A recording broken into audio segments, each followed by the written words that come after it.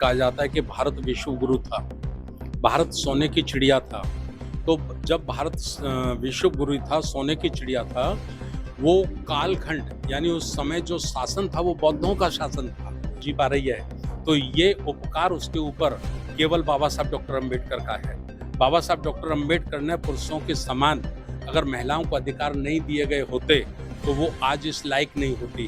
अनामिका उपाध्याय नाम की जो लड़की है, जो मनुवादी विचारधारा से ग्रसित है, उसको ये मालूम नहीं है कि आज अगर वो इंस्टाग्राम पे या कहीं भी बोल पा रही है, पढ़ पा रही है, तो उसे एहसान मानना चाहिए बाबा साहब का। के महासचिव हो। आज ही हमारी प्रदेश स्तरीय जो मीटिंग थी, हमारे एक तो संगोष्ठी थी, इसमें हमारे राष्ट्रीय संस्थापक परम आदरणीय धर्म प्रकाश भारती सर आगरा से आए हुए थे। उनकी तबीयत नासाज रहने के बावजूद भी आज यहाँ पे आए और हम हमारे लोगों को संगठित रहने का जो उन्होंने उपदेश दिया, उन्होंने जो बातें कही कि आज की परिप्रेक्ष्य में वर्तमान हालात जो इस देश के चल रहे हैं। आज सेक्टर 6 में बौद्ध समाज द्वारा एक विशेष सभा बुलाई गई थी और सभा का अवसर बता दूं तो महात्मा ज्योतिबा फुले जी, भारत रत्न बाबा साहब डॉक्टर भीमराव अम्बेडकर जी और गुरु घासीदास जयंती के जन्मदाता मंत्री नकुल देव डीडी जी के इन सब के संयुक्त एक जयंती मनाई जा रही है, जिसके दौरान एक सभा का आयोजन किया गया था जिसमें बौद्ध समाज के कई लोग उपस्थित थे। साथ ही साथ मैं चीफ गेस्ट बता दूं तो श्री धर्म प्रकाश भारती बौद्ध जी थे, जो पूर्व विधायक एवं संस्थापक है राष्ट्रीय बौद्ध महासभा के, और कई जाने पहचाने नाम इसमें शामिल हुए हैं। आज के सभा में सभा को संबोधित करते हुए किसने क्या कुछ कहा बौद्ध समाज को लेकर आप आगे वीडियो में देखेंगे। साथ ही साथ जो अभी हाल ही में एक ट्रेंड में मामला चल रहा है अनामिका उपाध्याय का, उसको लेकर क्या कुछ कहा गया, आप आगे वीडियो में देखिए। आज राष्ट्रीय बौद्ध महासभा दुर्ग संभाग के तत्वावधान में पूज्य महात्मा ज्योतिराव फुले और बाबा साहब डॉक्टर अम्बेडकर जी की जन्म जयंती मनाई गई है। इन महापुरुषों की जयंती के मौके पर हम लोग भारत में दोबारा से अशोक सम्राट के सपनों का राष्ट्र बनाना चाहते हैं। जैसे आपने सुना होगा कि कभी कहा जाता है कि भारत विश्व गुरु था, भारत सोने की चिड़िया था। तो जब भारत विश्व गुरु था, सोने की चिड़िया था, वो कालखंड यानी उस समय जो शासन था वो बौद्धों का शासन था।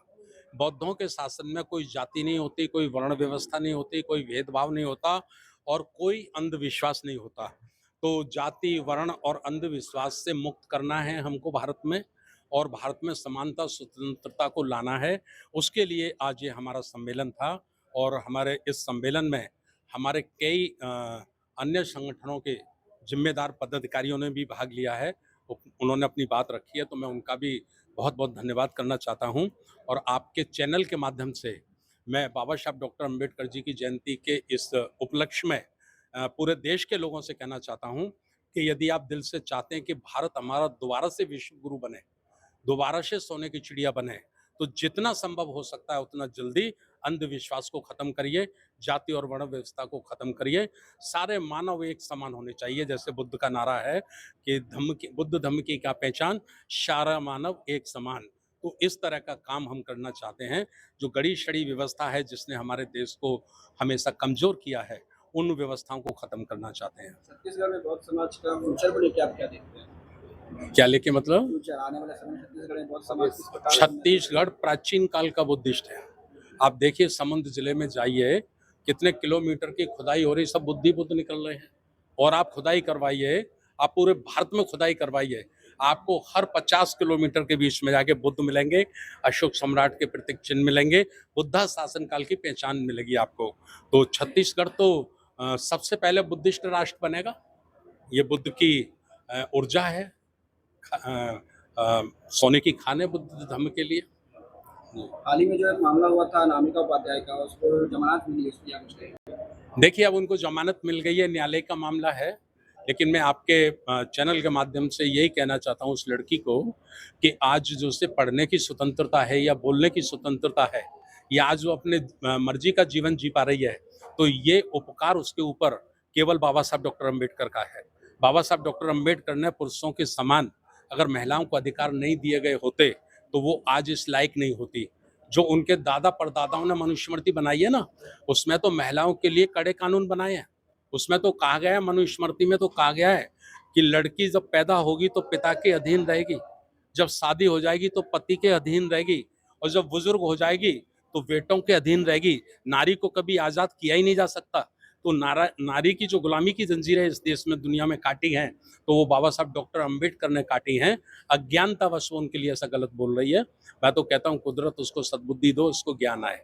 ये बैठक खास करके आरबीएम राष्ट्रीय बौद्ध महासभा की थी, जिसमें हमारे संस्थापक यहाँ पधारे हुए थे हमारा मार्गदर्शन करने के लिए, जिसमें हमने सामूहिक रूप से अपने महापुरुषों की जयंती मनाई। उसके बाद अपने विचारों का आदान प्रदान किया, जिसमें एक कैडर बेस्ट जो है धर्म प्रकाश भारती जी हमारे सीनियर रहे हैं, उन्होंने हमें बौद्ध धर्म की जानकारी दी और किस तरह से हम अपने वैचारिक मूवमेंट को आगे बढ़ाए, इसकी बात बताई हम क्या सबको। कुछ सीख मिला है आपसे? यही कि हमको कैसे अपने समाज में और हमारे बहुजन समाज के लोगों के बीच जाना है और कैसे उन्हें एकरूपता में लाना है, जो अपने विचारों से भटक रहे हैं, कैसे उन्हें अपनी मुख्य विचारधाराओं में लाना है, इसकी जानकारी हमने अपनी महिलाओं और लोगों के बीच साझा की है। परिचय बताइए। मैं अर्चना कुर्रे, राष्ट्रीय बौद्ध महासभा की अध्यक्ष हूँ। ठीक है। जय भीम। मेरा नाम डॉक्टर फरहाना परवीन है और मैं भिलाई में पिछले 12 सालों से मैं डेंटिस्ट्री प्रोफेशन में लोगों को सेवा दे रही हूँ। आज इस प्रोग्राम से मुझे ये इंस्पिरेशन मिली है कि हम सबको एकजुट होकर, मेरे खास करके मैं अपनी कम्युनिटी के लोगों को एक इंस्पिरेशन के तौर पे बोलना चाहूँगी कि सब मिलकर बाबा साहब अम्बेडकर के इस मूवमेंट में शामिल हों और इस संघर्ष को कामयाब बनाएं। आज के कार्यक्रम के लिए सीख ये मिली हमको कि हमें सब संगठित रहना है और एक संघ में काम करना है। ना यहाँ कोई जाति बंधन है, ना कुछ नहीं है, सबको एक साथ मिल के काम करना है। यही राष्ट्रीय बौद्ध महासभा का विजन है और इसलिए वो सभी संघ को इकट्ठा कर रहे हैं, यही संदेश देना चाह रहे हैं। वो मतलब वो आगरा से जो आए थे अध्यक्ष, वो यही संगठन को संगठित करने के ही लिए यहाँ आए थे। यही मतलब हमको सीख यही मिली कि हमको सबको साथ में रहना है और मिल के काम करना है।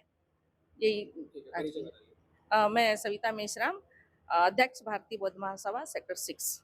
ये बताएंगे आज सभा बुलाई गई थी, विशेष सभा। जी जी। आपके चैनल के माध्यम से मैं सभी दर्शकों को और सभी श्रोताओं को सप्रेम जय भीम और नमो बुद्धाय कहता हूं। आपके चैनल के माध्यम से मैं बताना चाहूंगा, मेरा परिचय, मैं सुभाष चंद्र मेश्राम, राष्ट्रीय बौद्ध महासभा का छत्तीसगढ़ का प्रदेश का मैं जनरल सेक्रेटरी यानी कि महासचिव हूं। आज ये हमारी प्रदेश स्तरीय जो मीटिंग थी, हमारे एक तो संगोष्ठी थी, इसमें हमारे राष्ट्रीय संस्थापक परम आदरणीय धर्म प्रकाश भारती सर आगरा से आए हुए थे। उनकी तबियत नासाज रहने के बावजूद भी आज यहाँ पे आए और हम हमारे लोगों को संगठित रहने का जो उन्होंने उपदेश दिया, उन्होंने जो बातें कही कि आज की परिप्रेक्ष्य में वर्तमान हालात जो इस देश के चल रहे हैं, ऐसे में हम बहुजनों को क्यों एकत्रित होकर के, एकजुट होकर के कार्य करना है और सर्वप्रथम हमको हमारे संविधान को बचाना है। इस बात पर उन्होंने जोर दिया कि हमारे राष्ट्रीय बौद्ध महासभा के मुख्य उद्देश्य को गांव-गांव तक, गली-गली तक और पंचायत तक हमें पहुंचाना है और हमारे एक-एक बहुजन, वो किसी भी कौम का हो, किसी भी धर्म को मानता हो, लेकिन अगर वो बहुजन है यानी कि एससी, एसटी और ओबीसी, ये जो समुदाय है, ये कुल मिला करके बहुजन समाज कहलाता है। तो आज की परिप्रेक्ष्य में वर्तमान हालात जो देश की चल रहे हैं और बाबा साहब के संविधान के मौजूद रहते हुए आज हमारे लोगों की जो स्थिति हो रही, जो हालत हो रही है, आए दिन कोई भी एक लड़की बाबा साहब को पटांग वाहियात तरीके से बातें करती है, ये हमारा बौद्ध समाज, हमारे बहुजन समाज कतई बर्दाश्त नहीं करेगा। अतः हम सभी बहुजनों ने ये मिलकर के प्रण किया है कि हम अपने संविधान को बचाएंगे और अपने बाबा साहब के ऊपर में कोई भी घटिया तरह की कटाक्ष करेगा, टिप्पणी करेगा, तो हम उससे कदापि नहीं छोड़ेंगे। अतः आपके चैनल के माध्यम से मैं छत्तीसगढ़ के समस्त हमारे बौद्ध उपासक उपासिकाओं को, SC, ST, OBC and minorities, we are all Bahujans, हम सभी को मैं निवेदन करता हूं कि राष्ट्रीय बौद्ध महासभा की सदस्यता ग्रहण करिए और मिलकर जुल करके इस देश को बचाना है, क्योंकि हमारा संविधान बचेगा तो हमारा देश बचेगा और हमारा देश बचेगा तो हम बचेंगे। अतः हम सबका ये परम कर्तव्य है। हमारी बहनें भी आज बहुत जोर शोर से हमारे साथ में मिलकर के खड़ी हैं, कंधे से कंधा मिला करके समाज में काम कर रही है और अन्य बहनों को जागरूक कर रही है।